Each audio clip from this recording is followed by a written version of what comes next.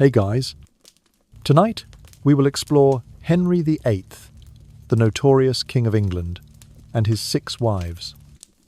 The brilliant rosebuds who once graced the throne only to wither quickly in tragedy.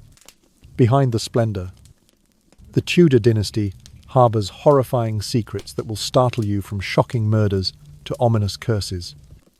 All recorded in historic chronicles and eyewitness accounts. This is not ghost lore for amusement. It is a blood-soaked, ruthless chapter of history that few dare to reveal. These 5 secrets have been compiled from various sources, so I hope you'll watch all 5 truths to help distinguish what is accurately documented and what is mere fabrication. We are a community of history lovers, so if you find any information to be correct or have doubts, please comment below so everyone can discuss together. So, before you get comfortable, take a moment to like the video and subscribe, but only if you genuinely enjoy what I do here. Let me know where you're watching from and what time it is in your local area right now. Now, dim the lights. Maybe turn on a fan for that soft background hum. And let's ease into tonight's journey together. The most shocking secret number 1. The headless carriage of Anne Boleyn. Gently and slowly, let us drift into the mournful dreamscape of Tudor times to hear the tale of Anne Boleyn, the second queen of Henry VIII. A story that is not merely ghostly rumour, but a tragedy steeped in tears and injustice. One that history can scarcely erase. Anne Boleyn was born around the year 1501 at Hever Castle, in the county of Kent, the second of 3 children of Thomas Boleyn, later elevated to the titles Earl of Wiltshire and Ormond, and his wife Elizabeth Howard, daughter of the Duke of Norfolk. The Boleyn family was considered a newly risen power, wealthy and ambitious, with Thomas having served as England's ambassador to France and the Netherlands from her earliest years. Anne was sent to the court of Queen Claude in France to be schooled in courtly etiquette, to learn the French language, music, and the refined dances of the palace. There she developed a love for literature and displayed a keen intellect and strong personality. Her bright eyes and warm smile leaving an indelible impression on all who encountered her. When Anne returned to England around the year 1522, she quickly joined the household of Katherine of Aragon, Henry's first wife, as a lady-in-waiting. At court, Anne's graceful presence and sharp mind caught the eye of Henry, then still styled Duke of York. Whispers of a royal affair between the prince and this noble maiden soon spread throughout London. As Katherine failed to produce a male heir, Henry's impatience grew, and Anne became the new beacon of hope.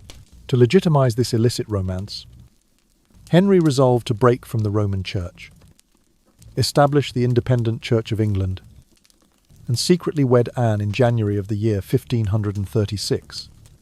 Only months later, their formal coronation took place in June at Westminster Abbey, an extravagant ceremony that proclaimed Anne as queen.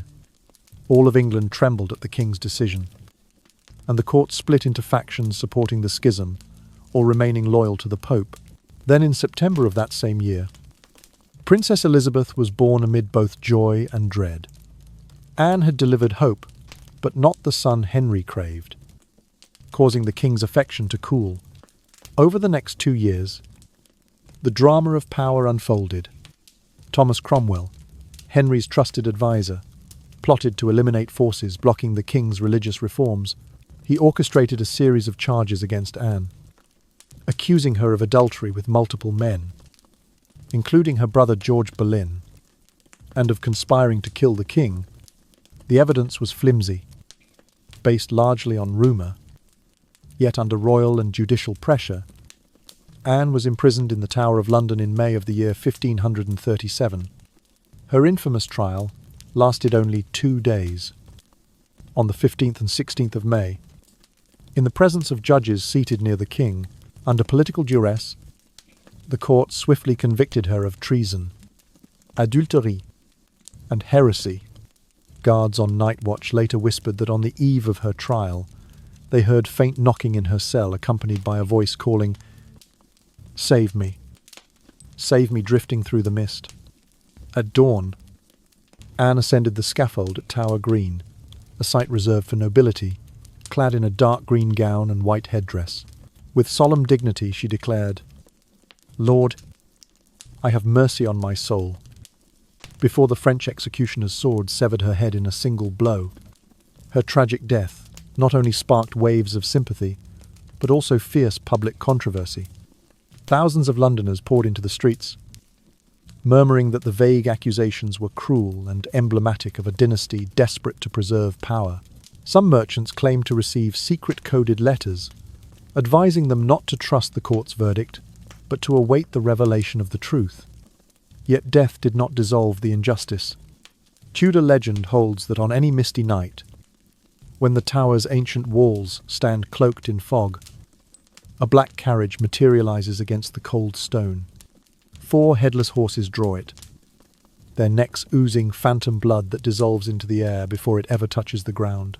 The driver, clad in rotted black velvet, is headless as well, his skeletal hands gripping the reins with eerie stillness. The carriage glides through closed iron gates. Its wheels spinning, though, they never quite meet the pavement. Inside, Boleyn sits upright, once regal but now haggard and spectral. She clutches her severed head, the very crown of her majesty, yet the eyes of that head remain open wide, as if unable to comprehend the betrayal that cost her life. The surrounding air turns bone-chillingly cold. The wind whistles through iron bars, creating a mournful lament. Witnesses, trembling with fear, have described hearing faint whispers, perhaps confessions, perhaps curses emanating from the carriage itself. The lingering scent of decaying roses haunts the scene, a melancholic reminder of a funeral that never ends. According to legend, on every 19th of May, the anniversary of Anne's execution, the carriage returns at dawn's first light. It retraces a grim pilgrimage from the Thames waterfront, across Dravdug Bridge, into the night watchtower, and back to the tower itself. This mournful procession symbolizes Anne's final journey, from her grand coronation to her cruel downfall, as if to declare that death is not always the last act in a tragic tale. Elderly watchmen who have guarded those ramparts for countless nights recount that the headless horses occasionally flicker with a faint glow in their hollow sockets, as though seeking a way home. Meanwhile, the carriage's passenger, Anne's phantom, seems to sway in time with the wheels, yearning for a final glimpse of light. When the carriage vanishes into the mist, only the echo of a trembling heartbeat and the fragrance of funeral roses remain testimony to an anguish that time cannot heal. The story of Anne Boleyn's headless carriage is no mere campfire tale. It stands as proof of the ruthless cruelty and injustice that power can inflict. From the splendor of courtly life to the horror of the executioner's block, Anne Boleyn has become an immortal spectre, reminding us that Tudor history is riddled with tragedies and unspoken curses. When you walk past the moss-covered walls of the Tower of London, even the faintest breeze seems to carry the breath of the past, as if history itself still draws ragged gasps behind those ancient stones. The second earth-shattering secret, the eternal screams of Katherine Howard. After we have softly absorbed the dark tale of Anne Boleyn's headless carriage, let us gently close our eyes and step through history's door to hear the mournful cries echoing down the halls of Hampton Court that is the second earth-shattering secret. Katherine Howard, the 5th Queen of Henry VIII, was born around the year 1520 at Howard House in Norfolk. Of noble lineage, yet not as wealthy as the Boleyn family, she was the youngest of 5 siblings, her elder sister Elizabeth, who would later marry Lord Sheffield, and 3 brothers named Thomas, Henry, and Lord Edmund Howard. Her father, Lord Edmund Howard, once served in the Tudor court, but later fell into financial hardship, while her mother, Joyce Culpeper, came from the well-known Culpeper family of Kent and managed the household under modest means. From her earliest years, Catherine was brought into the household of Elizabeth of York under Henry VII, where she learned basic reading and writing. courtly etiquette, and music. Although she did not receive the formal French education that Anne Boleyn enjoyed, Katherine still stood out for her fresh beauty, golden hair, and sweet smile enough to captivate anyone who glanced her way. At the age of 15, she became betrothed to a young gentleman named Thomas Culpeper. But that romance collapsed when Katherine was recalled to court to serve Queen Katherine Parr. It was during her service as a lady-in-waiting to Katherine Parr that Katherine Howard first encountered Henry VIII. Now a widower with 4 marriages behind him, and in search of youthful companionship, their fateful meeting took place in February of the year 1540. When Katherine was only 15 and Henry was over 40, rumours swiftly spread through the capital about the slender young lady with radiant eyes who stood beside the ancient throne. And not long after, in June of that same year, Katherine was crowned queen in a modest ceremony at Hampton Court, an event more hurried than traditional royal coronations. The first sign of a fragile union, the triumph of power and promise soon turned to tears. Having no heir to show for her queenship, Katherine was accused of improper relations with certain courtiers, most notably Thomas Culpeper and Francis Dereham, men she had known before, ascending to the throne. The gossip swept through the wooden corridors like a chilling breeze, provoking Henry's wrath. One dark night, the palace guards were ordered to arrest the Queen in her private chambers. On a rainy evening, just after the last oil lamps had dimmed along Hampton Court's stone walls, a detachment of guards knocked at the Queen's door. Katherine, panic-stricken, let her hair fall loose about her shoulders and fled down the chilly corridor in her nightgown.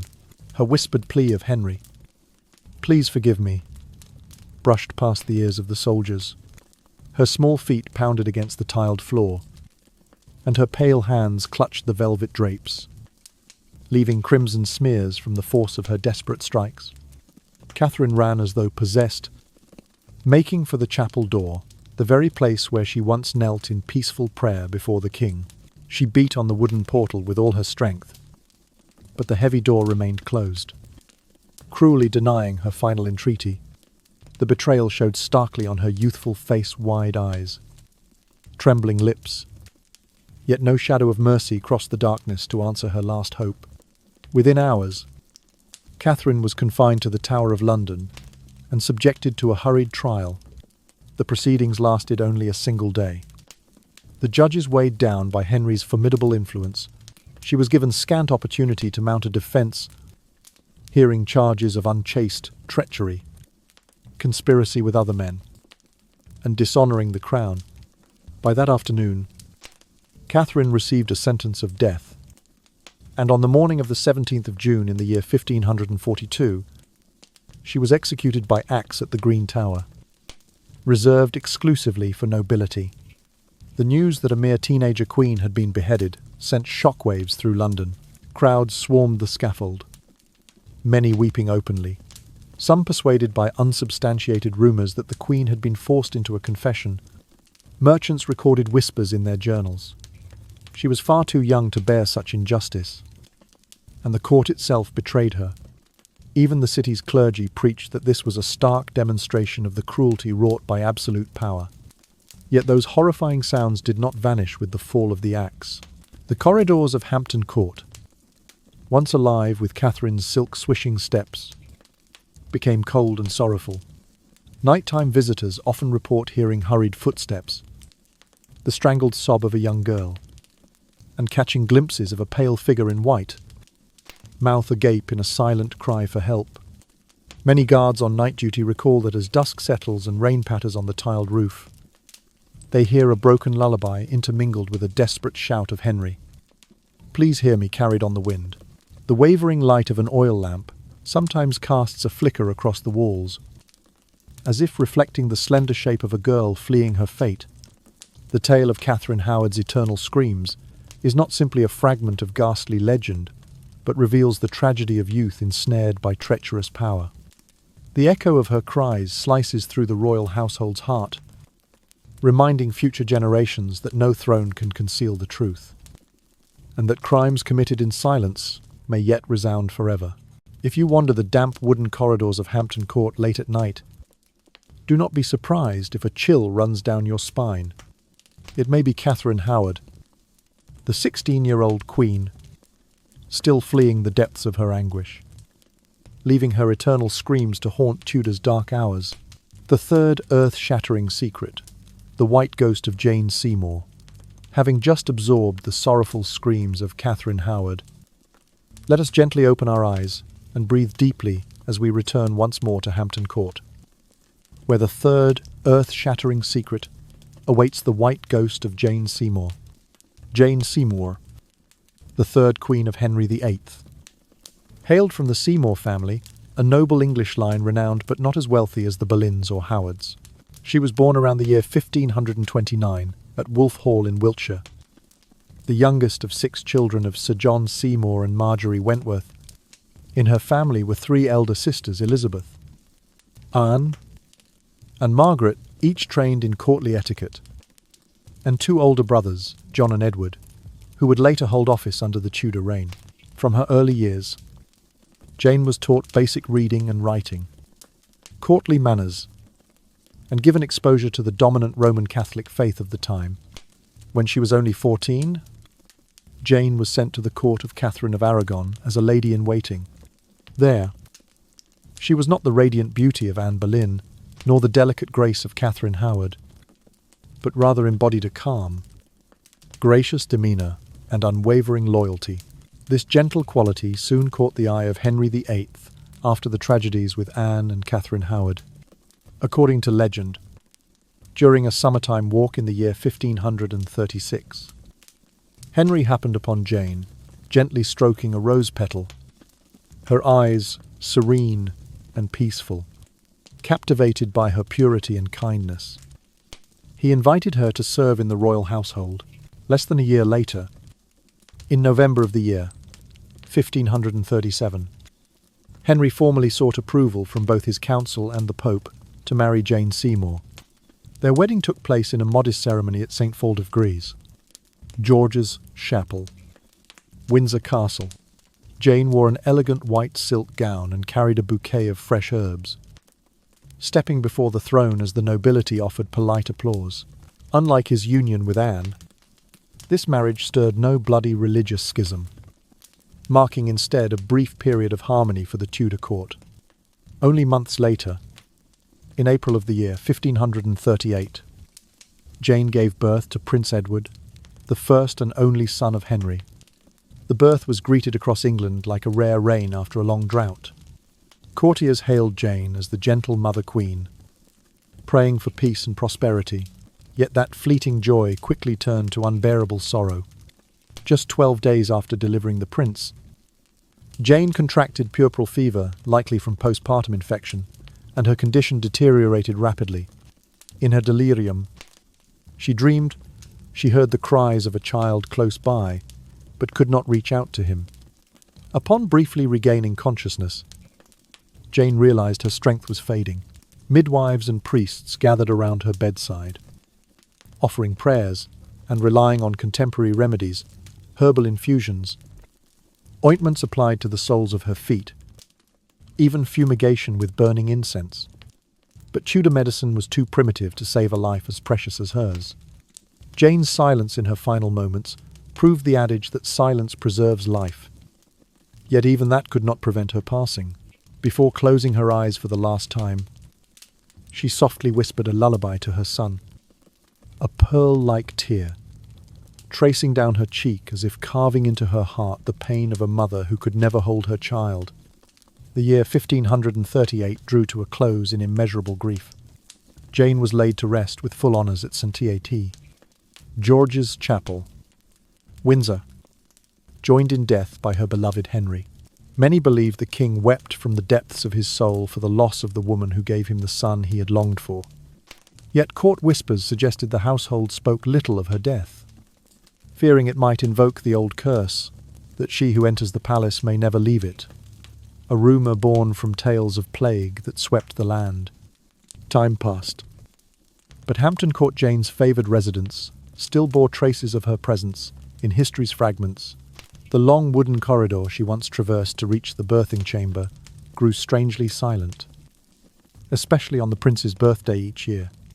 Staircase guards recounted that on the night of the 16th of April, when the moon cast a pale glow through the windows, they saw a white apparition glide across the steps, like a sigh of wind. The ghost wore a simple linen robe, her hair neatly coiffed beneath a linen cap, her figure gaunt yet ethereal.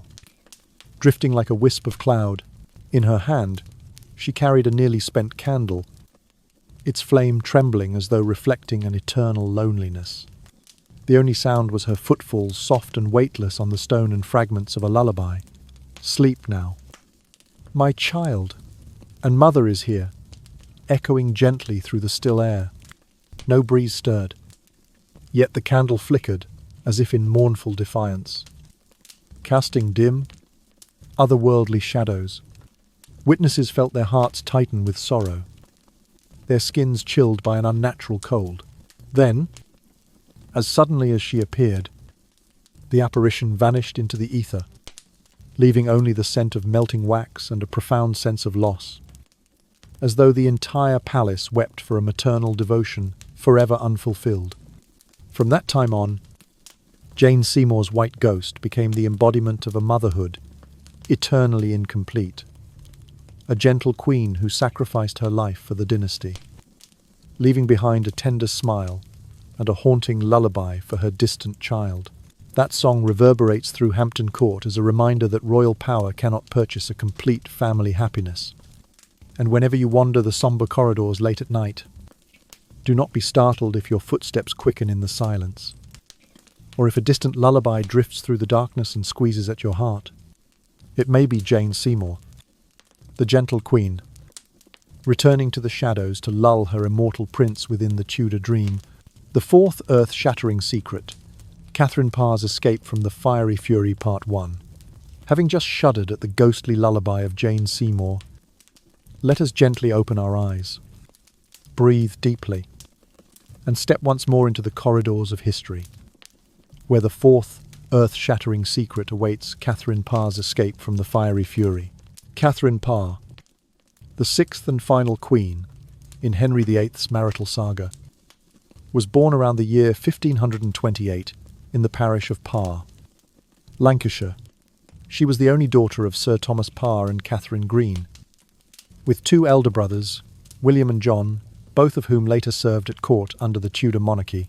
The Parr family belonged to the gentry class, with a tradition of royal service, and from earliest childhood Catherine was taught basic reading and writing, courtly etiquette, and received instruction in the Roman Catholic scriptures.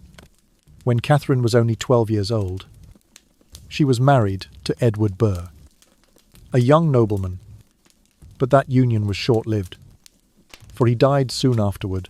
She then remarried John Neville, Lord Latimer, and spent many years as a widow, quietly caring for her former stepson, and imparting to him both letters and virtue, a fortunate pupil among the gentry of the day. Her graceful bearing and eloquence, together with her broad scriptural knowledge, made her stand out among the nobility and drew the attention of Henry VIII after he lost his fifth wife. In the year 1546, Henry, already in his 40s and burdened by both physical and emotional wounds, sought solace in Catherine's company. Their wedding took place in July at Hampton Court, in a ceremony both solemn and serene. Catherine wore a gown of jade green silk, carried a small prayer book, and approached the throne with a gentle smile. This marriage did not ignite religious schism, but rather seemed a peal of reconciliation following the conflicts of Henry's previous 4 marriages. Yet, in the realm of royal power, religious tensions can smoulder like hidden embers. Katherine Parr's Protestant leanings, as she often expounded scripture to Henry's children, aroused resentment among many courtiers. They accused her of preaching heresy, sowing dissent against the Roman Church, a crime which, under Tudor law, could carry the punishment of burning at the stake. One night, Catherine received word that her arrest warrant had been drafted. In the still darkness, as the palace doors clicked shut behind her, She donned a simple woolen gown and, with calm yet resolute eyes, stepped to Henry's chamber. The corridor lay silent, save for the pounding of her own heart. She tapped lightly, then more urgently, upon the oak door, her hand trembling but her voice composed. "My lord, I come seeking your mercy." When Henry opened the door, he found Katherine kneeling upon the cold stone floor, tears glistening upon her cheeks. Her posture, a blend of reverence and desperation. With a quavering voice, she explained that all the whispers about her were but efforts to ease his mind from the agony of his ailments and sorrows.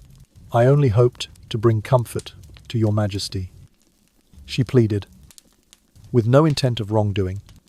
Her words, at once humble and wise, melted Henry's rage in an instant. Instead of issuing the execution order, Henry spoke in a low, firm tone. "The Queen has my protection. None of you may lay hands upon her." The following morning, when the guards arrived under orders to seize Katherine, Henry roared, "Do you not hear my command? The Queen of England? None of you are to touch her." His words struck the court like thunder on a clear day, and the courtiers hastily retreated in silence. Katherine survived that terrifying night, earning the moniker the Survivor Queen, a distinction unmatched among Henry's consorts. From that moment forward, she walked gingerly through court life, concealing her Protestant sympathies beneath layers of courtesy and decorum. She quietly embraced the Reformation in her heart, safeguarding forbidden texts and sharing them only with the most trusted confidants. Even though she escaped the death sentence, Katherine never forgot that nightmarish sensation. Every evening, as she drew the curtains, she still heard the crackling blaze in her mind's eye, picturing herself bound to the stake while glowing embers flickered at her back. Greenwich Palace, where she and Henry had spent his final days, became eerily cold, the darkness echoing with the unvanished whispers of her enemies. She concealed this near-death experience in her journals and letters, revealing it only to a few closest friends who had shared the hardships of the Reformation. In her notebook, Katherine briefly recorded, "Last night, my soul remained awake, dreaming of the burning pyre. How I longed to awaken in daylight, where the dawn's warmth still lingers." Each sentence carried the faint scent of black ink and bore the hurried imprint of her fingertips, as though her spirit still trembled from that dreadful dream.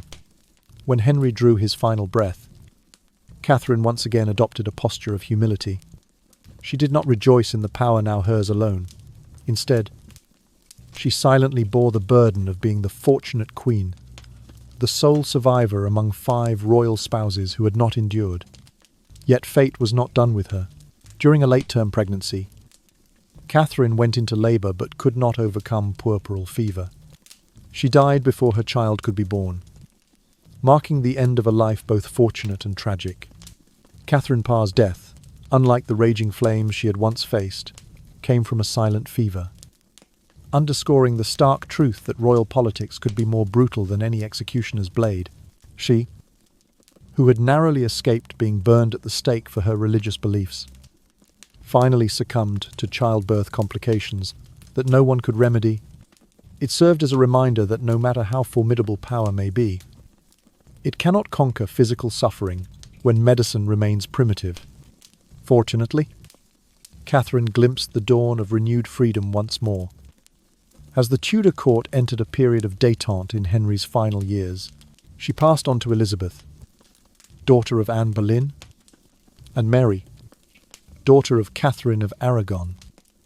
Advice on living cautiously yet without losing faith in God or responsibility to the people. In her final journal entries, she wrote, "I pray for posterity, keep your faith strong, but do not forget compassion. And now, as you stroll along the stone corridors of Greenwich at night, I feel for that chill in the air you may sense." Katherine's quiet sigh. Perhaps she is smiling still, comforting the countless lost souls and reminding us that life is measured not merely in days, but But in moments of resilience and the compassion that defies every prison of power, the fifth earth-shattering secret, the blackened heart of Katherine of Aragon Part 1, having just heard Katherine Parr's mournful whispers. Let us exhale softly and calm our spirits as we step into the fifth earth-shattering secret, the blackened heart of Katherine of Aragon. Katherine of Aragon, the first queen of Henry VIII, was born in the year 1476 in the city of Granada, Spain. She was the eldest daughter of King Ferdinand and Queen Isabella, a powerful royal couple who had reunited their kingdoms after the Crusades.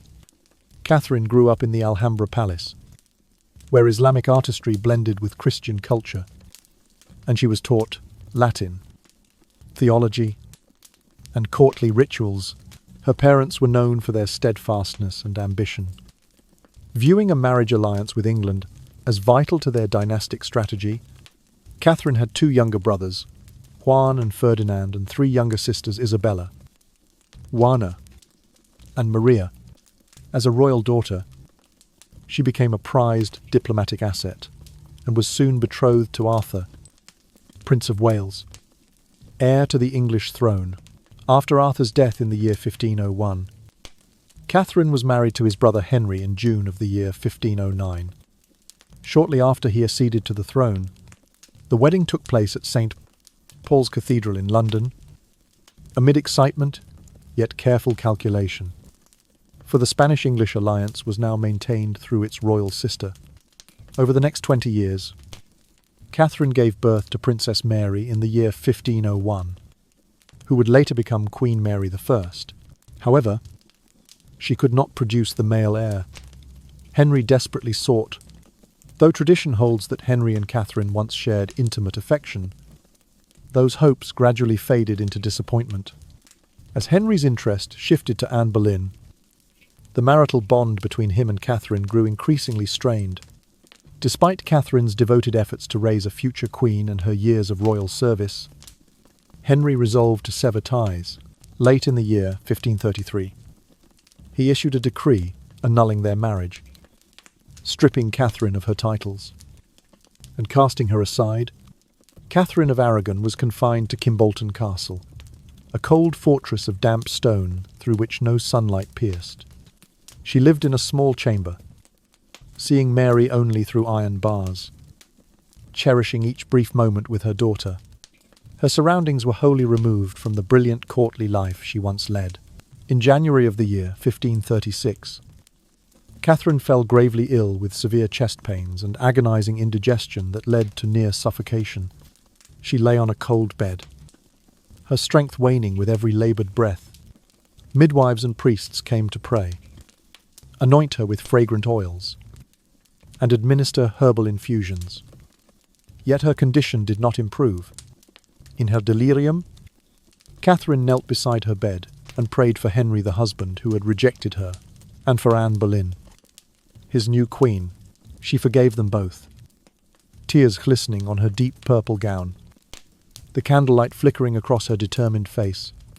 When she passed away, no one expected the horrific secret awaiting discovery at her autopsy. Her body was exhumed amid doubts that she had died unjustly. The result chilled every witness. Katherine's heart was not the rosy crimson typical of the living, but jet black, shrunken, and coarse, like coal left too long in the furnace.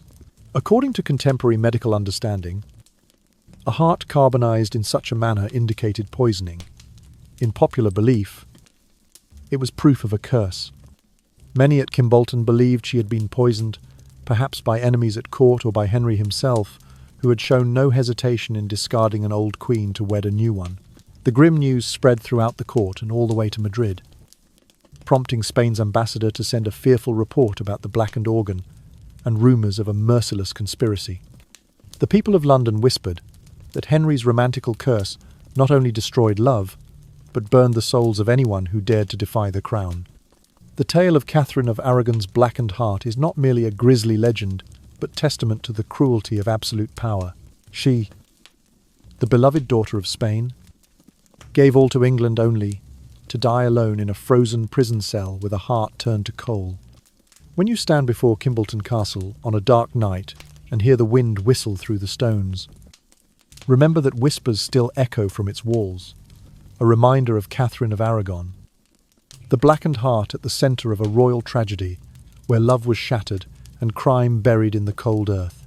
When Katherine of Aragon drew her final breath in January of 1536 at Kimbolton Castle, no one could have foreseen the horrifying secret awaiting discovery during her funeral preparations.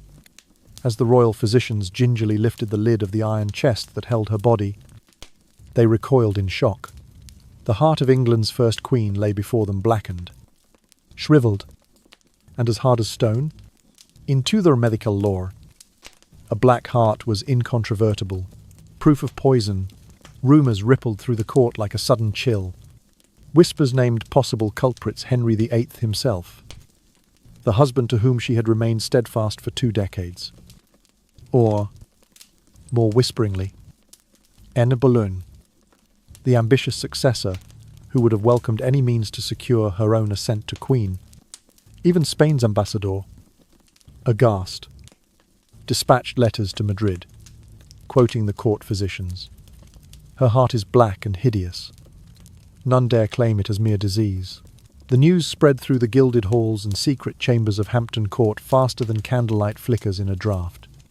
Ladies-in-waiting gasped of secret councils behind velvet drapes, courtiers closed ranks, and silent servants with hasty hushes.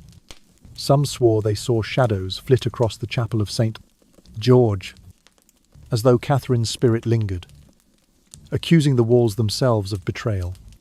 In the cloisters and infirmaries, Tudor physicians debated fiercely. Many upheld the traditional diagnosis, deliberate poisoning by powerful hands.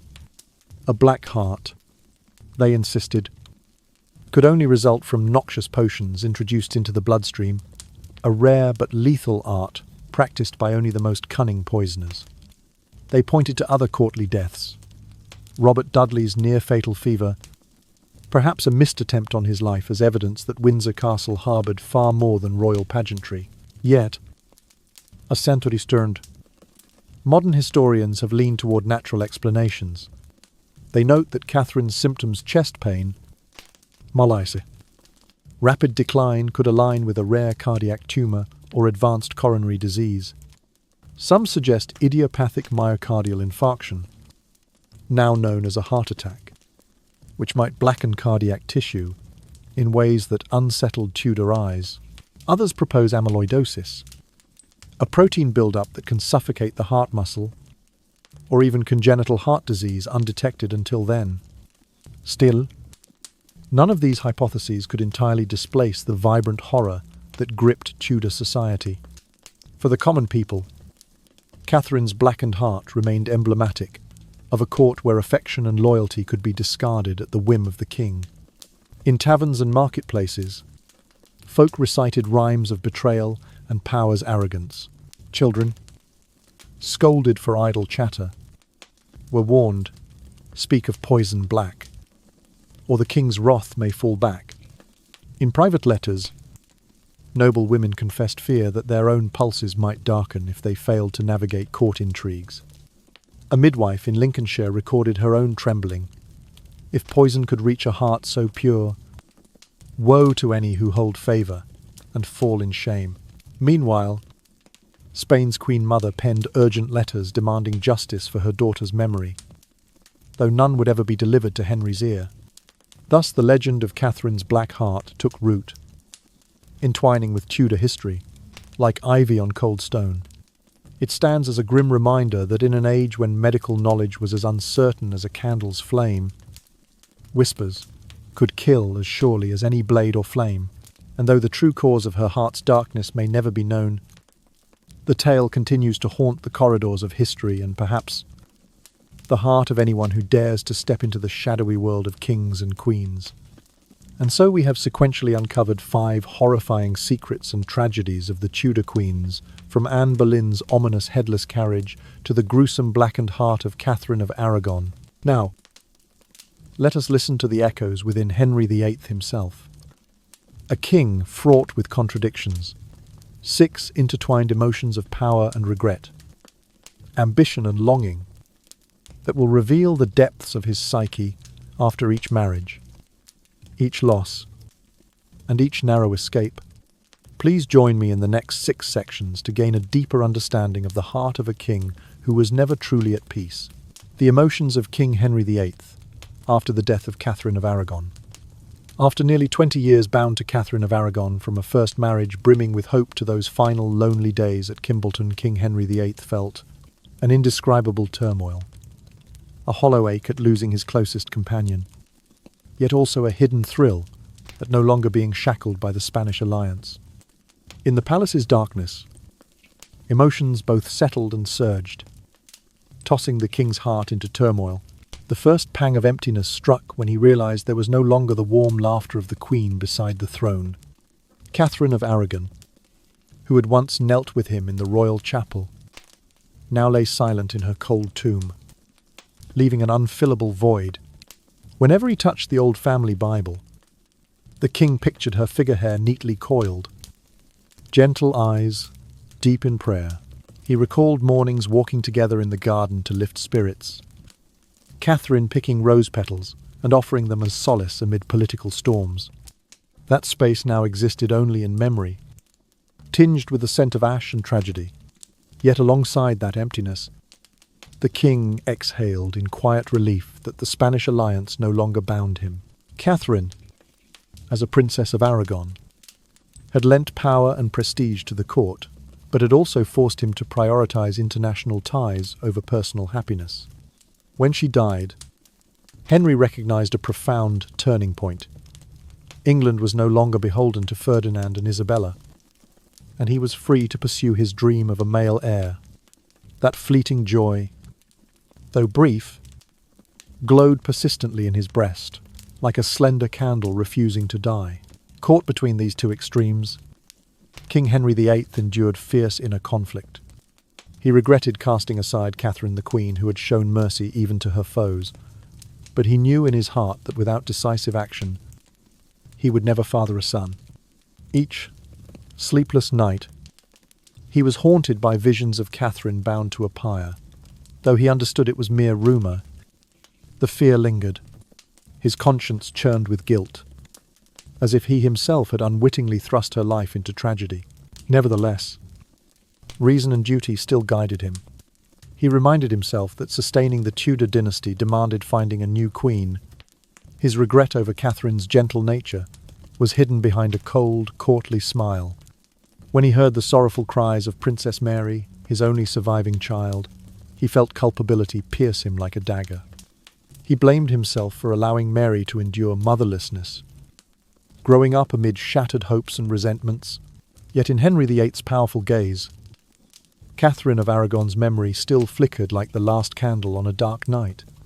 He held dear recollections of their wedding at St. Tuolve, Paul's Cathedral, the glimmering candles beneath the vaulted ceiling, the applause of the nobility, and Queen Isabella's approving gaze at the Alhambra. Those memories sustained him in moments when his heart paused and his reason faltered. Finally, the king resolved that no matter how many loves were buried, he must forge ahead in conquering the future. Katherine of Aragon would remain a poignant fragment of his past, a mournful melody, yet also an encouraging refrain for the decisions that lay ahead. And in the hush of the fading night, his dreams of love and power intertwined, leaving an indelible mark on the heart of a king who would never be truly at peace. Emotions after the execution of Anne Boleyn. When Anne Boleyn's head first fell, an uncontrollable wave of remorse swept over the king. He suffered through an inner turmoil, where the decisive use of power collided violently with a conscience heavy with responsibility. At first, the betrayal seemed real. Those charges of adultery with multiple lovers, even with her own brother, and the grand plot of treason he had heard through rumour. With eyes that had once beheld his wife in rapture at court, he resolutely ordered her execution to sever ties with the woman for whom he had broken from the Roman Church. Yet the moment the axe descended upon Anne's neck, guilt struck the king like lightning.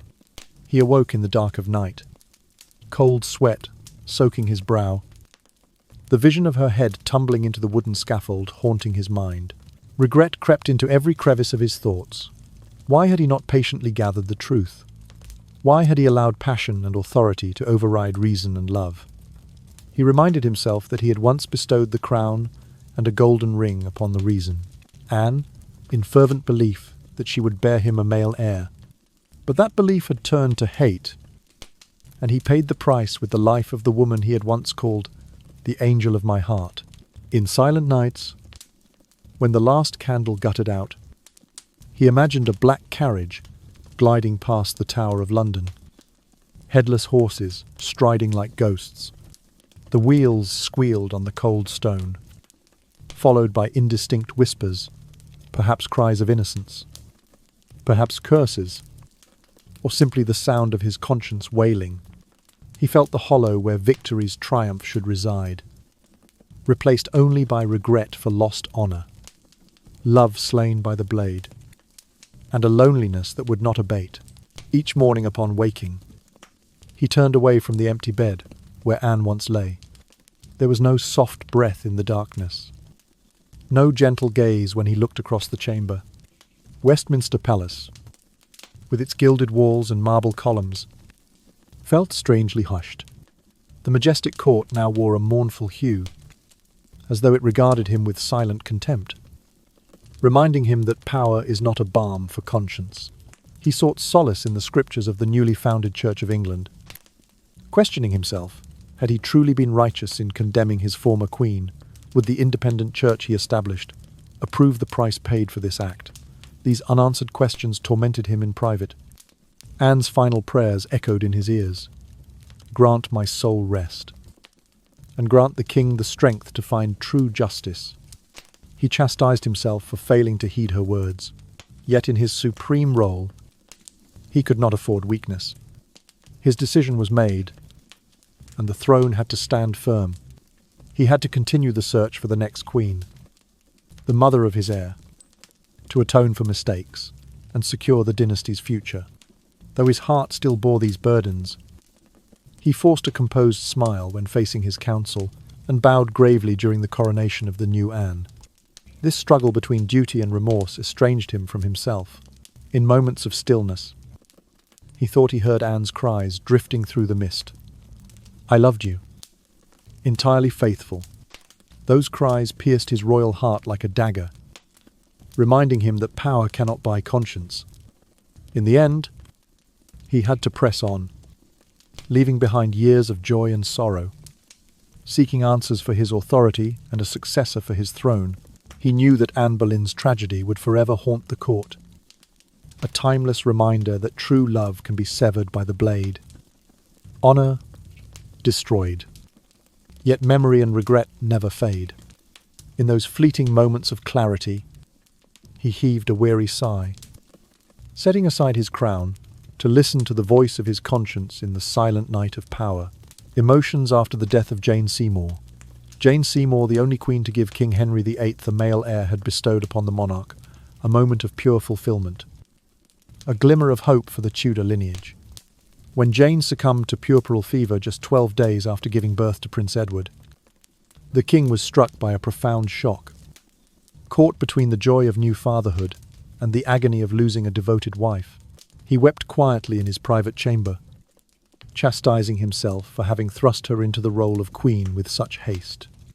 In the stillness of those dark hours, the king's mind wandered back to their brief, tender days together.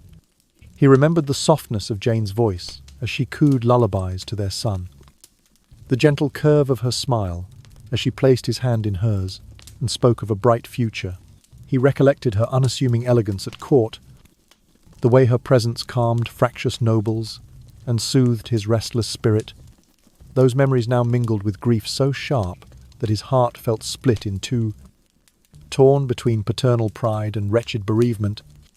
At times, the king fancied he saw a white ghost gliding through Hampton Court's candlelit halls, a phantom clutching a trembling candle, reciting broken verses of a nursery rhyme. The spectre's soft sighs echoed in the corridors, murmuring, "Sleep, my child. Mother watches." This vision haunted him nightly, a sorrowful apparition that reminded him of Jane's gentle devotion. He could almost reach out to steady that flickering flame. But each time, the figure would dissolve into mist, leaving only the scent of wane wax and the sting of loss. Despite the void Jane's passing left behind, King Henry remained profoundly grateful for the gift of Edward, whose cry had once filled the royal nursery with promise. He recalled the first time he held his newborn son, the tiny fingers that curled around his own, the radiant flush in Jane's cheeks as she beamed with new life. Those fleeting seconds of pure paternal joy had transcended every battle and courtly intrigue. Even now, in his darkest moments, the recollection of Edward's wails soothed his grief, a tender reminder that Jane's legacy would endure. Yet grief and gratitude coexisted uneasily. The king chastised himself for having urged Jane onward in her pregnancy, demanding heir and empire before her body was ready. He regretted the courtiers' urgings, the relentless pressure to secure the dynasty, the rigid court rituals that allowed no room for a queen to rest. In his chambers, he opened her private journal pages, still stained with drops of her last tears, and read her final entries. My love for him brings me strength, yet my body grows weary. May our son's future be bright, though mine is growing dark. He pressed the journal to his chest, vowing to honour her sacrifice by raising Edward with kindness and wisdom. In the wake of Jane's death, the king's daily rituals grew solemn. He donned black robes trimmed in ermine, and each morning bowed his head before the altar, for prayers both for Jane's soul and for the boy who remained. He lingered by the empty cradle long after the household had retired, tracing imaginary patterns in the quilt she had embroidered with tiny Tudor roses. Her needlework, delicate and precise, was now a testament to her care, a silent message urging him to be a gentle ruler, as she had been a gentle queen. Outside the palace, Tudor London buzzed with whispers. Some called Jane a saint, a martyr of motherhood. Others reminded that even queens bore the burden of birth in an age of primitive medicine. Henry overheard these murmurs in the corridors and taverns, and he felt their truths echo in his soul. He resolved to use his power to improve care for women in childbirth, commissioning new treatments and encouraging midwives to adopt safer practices.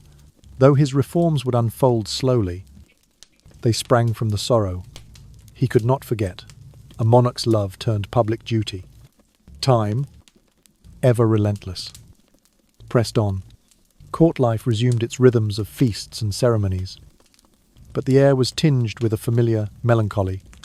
The king's laughter, once hearty, now carried a soft edge.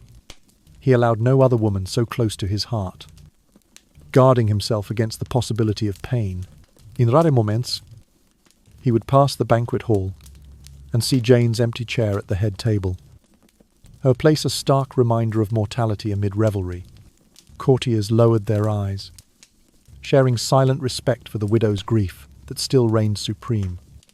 As the seasons changed and Edward grew from infancy to childhood, King Henry watched with both pride and lingering sorrow. He saw in every milestone the first steps, the first faltering words, the spirit of Jane living on. He dedicated new tapestries depicting the young prince in his mother's arms, ensuring that Jane Seymour's memory remained woven into the fabric of the realm. And so the king continued his reign, a man forever altered by love and loss. In the hush of pre-dawn hours, when candlelight played on frost-kissed windows, he whispered Jane's name into the darkness. Her legacy, one of devotion, sacrifice, and the hope of a new heir guided his hand, tempered his will, and reminded him that even a king's power could be humbled by a queen's quiet heart. In his dreams, he would sometimes hear her lullaby carried on the wind, a final benediction for a monarch whose happiest moments had been shared with her, if only for a fleeting dozen days. Emotions after the brief marriage to Anne of Cleves. Emotions ran deeper than a passing breeze for the king when the union with Anne of Cleves ended in peaceful dissolution rather than death. though the Flemish princess did not perish. The political promise that had bound their fates wilted quickly once he beheld her in person and discovered she was not the picture-perfect beauty of the painted portrait. The gulf between expectation and reality carved a hollow ache in the king's heart. A discomfort not born of sorrow for a lost life, but of personal disappointment and unfulfilled hope. In the gilded privacy of his chambers, the king replayed the moment he first laid eyes on Anne at the nuptial ceremony. He had prepared himself to embrace a partnership that would cement an alliance with the Duchy of Cleves, strengthening his realm against foreign threats. Yet the visage before him, though undoubtedly noble and gracious, bore little resemblance to the delicate countenance he had imagined from the ambassador's painted likeness. A pang of regret struck him that he had allowed his adviser's diplomatic calculus to replace his own instincts for human connection. For days afterward, he wandered the corridors of Hampton Court in a daze. The very tapestries that celebrated Tudor triumphs now seemed to mock him with their vibrant colours. Every polished marble floor betrayed the echo of his footsteps, reminding him of a vow he had taken, and then unravelled with curt formality. The king huffed in frustration as he passed Anne's former apartments, still furnished and empty, as though waiting for her return. In his mind, the grand promise of unity lay in tatters like discarded parchment. Yet for all this personal pain, relief wafted through the palace like a soft exhale of breath. Freed from the duty of a marriage he did not desire, the king allowed himself a careful moment of lightness. He smiled unobtrusively at courtiers who greeted him with deference, and he permitted himself a small jest or two during council sessions, subtle reminders that his power remained undiminished. This relief, however, carried its own bitter aftertaste. It reminded him that no amount of royal decree or betrothal could conjure genuine affection. He recognized that political necessity and personal contentment danced on separate floors of his palace, seldom meeting in the same grand hall. In hushed moments before dawn, the king scolded himself for having treated Anne like a piece on the chessboard of statecraft. He recalled her serene composure, her gracious manners, and the dignity with which she accepted her sudden fall from queenly status.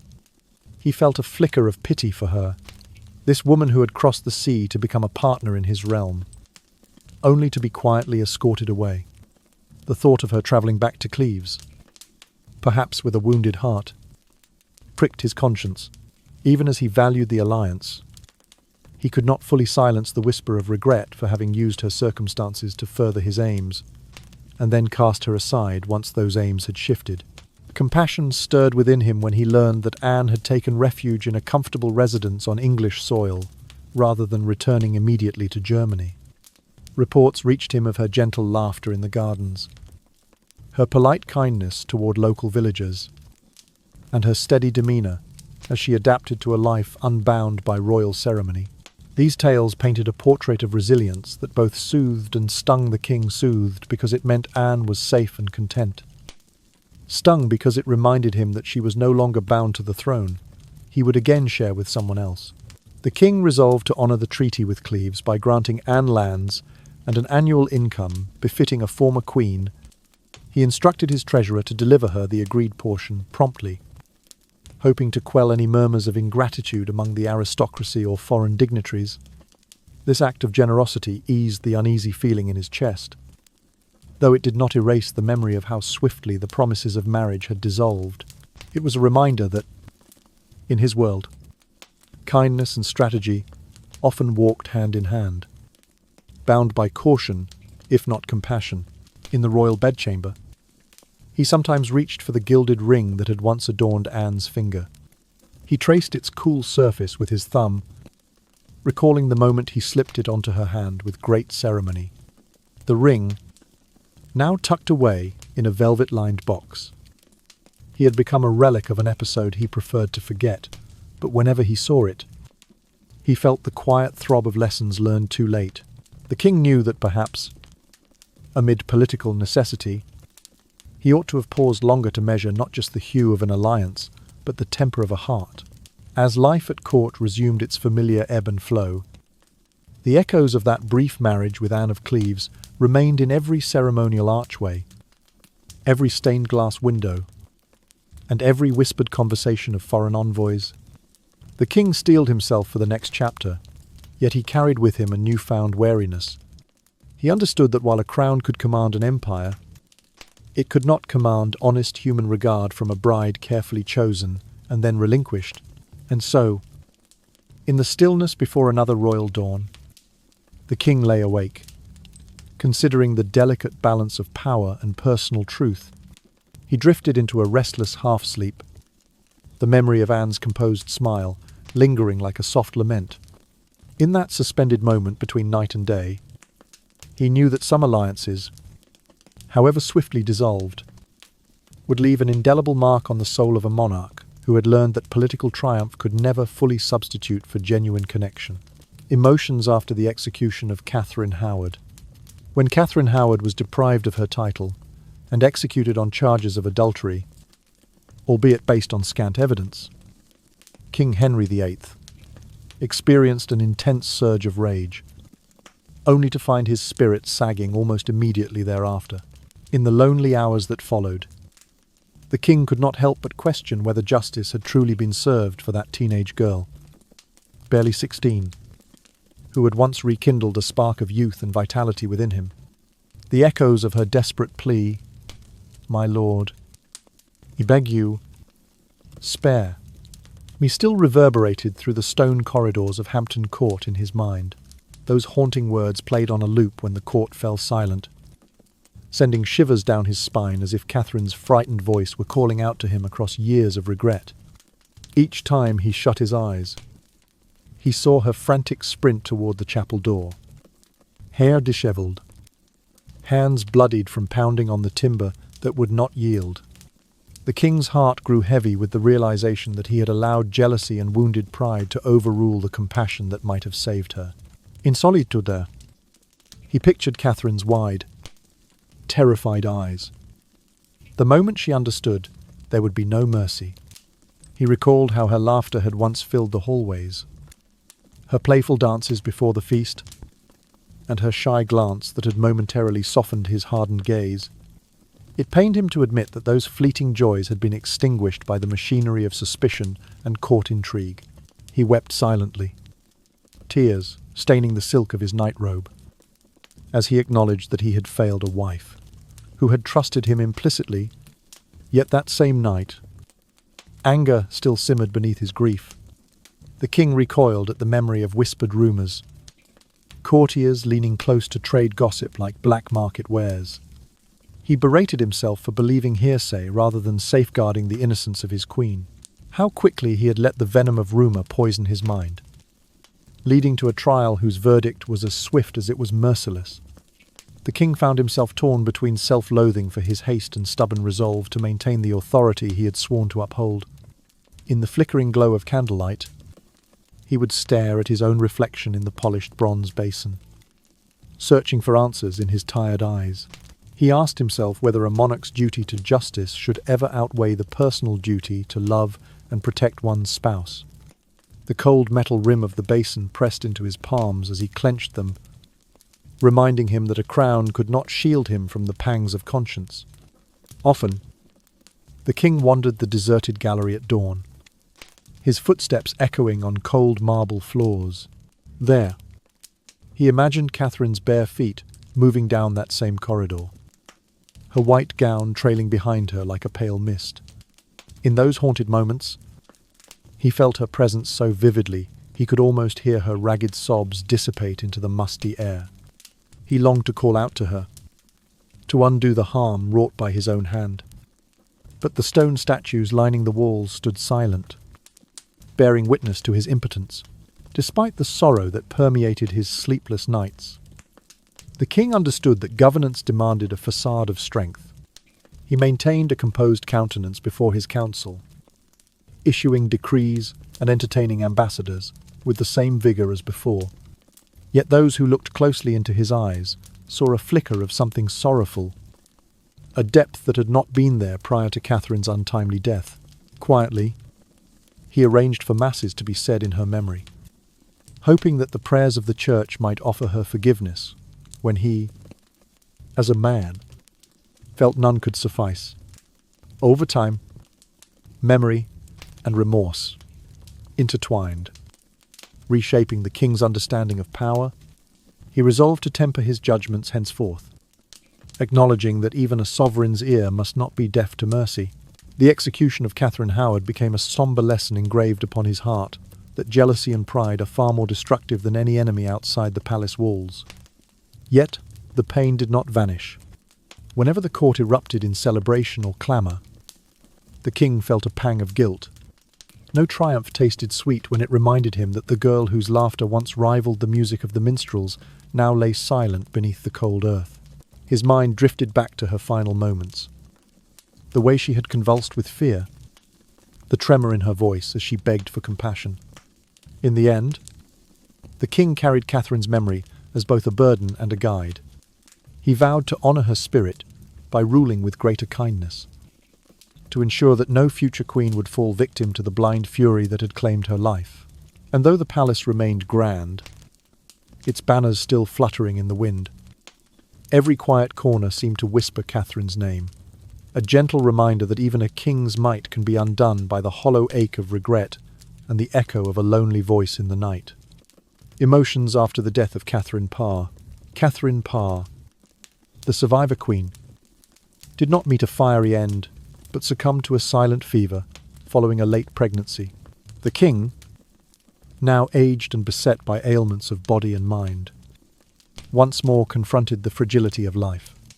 In the hush of the palace, he felt both grief and regret stir in his chest like a distant wind. Time had slipped through his fingers too swiftly for him to linger by her side, for him to offer solace to the woman who had sheltered him from political storms and guarded his heart with unwavering devotion. He recalled, with a hollow ache, the many evenings she had spent reading scripture to him by candlelight, her calm voice cutting through the court's discord. In those moments, her gentleness had softened his wounds of betrayal, wounds of ambition, wounds of too many broken vows. Now, in the golden twilight of his reign, he found himself wishing that he could turn back the years, if only to murmur words of love more tenderly, to reach for her hand with gentler purpose.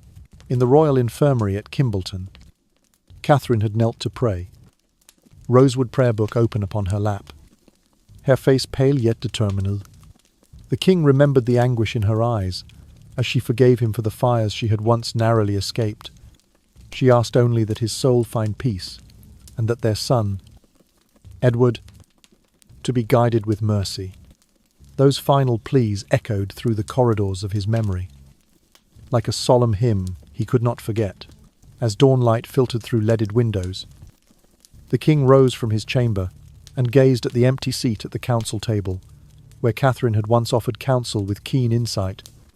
The room felt colder without her presence, the very air heavier with unspoken words. He stood by the window, watching sparrows flit about the frost-kissed courtyard, and felt tears prick the corners of his eyes, tears that he dared not wipe away for fear of exposing the depth of his sorrow. In the clipped tones of morning greetings, courtiers sensed the king's desolation. They whispered among themselves of her steadfast loyalty, of her tireless efforts to mediate between warring factions at court, of her efforts to protect him from conspiracies that might have toppled his crown. The king, overhearing these accolades, felt both grateful and painfully aware that he had not done enough to shield her from the rigours of her role. He had required her to stand at his side through scandals and reform, through envy and rumour, and now the cost of her endurance lay cold in the ground. The king summoned the royal physician, requesting a thorough review of his own health. He desired to understand the ticking clock of his mortality, for Catherine's gentle touch had reminded him that even a stout king's body might betray him.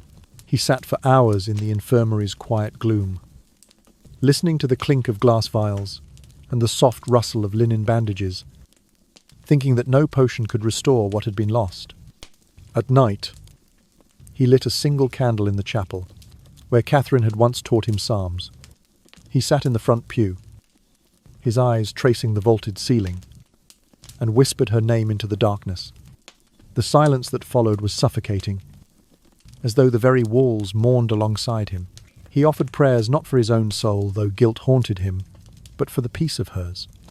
In his mind's eye, he saw her kneeling before the altar, hands clasped, lips moving in prayer, even as fever claimed her strength.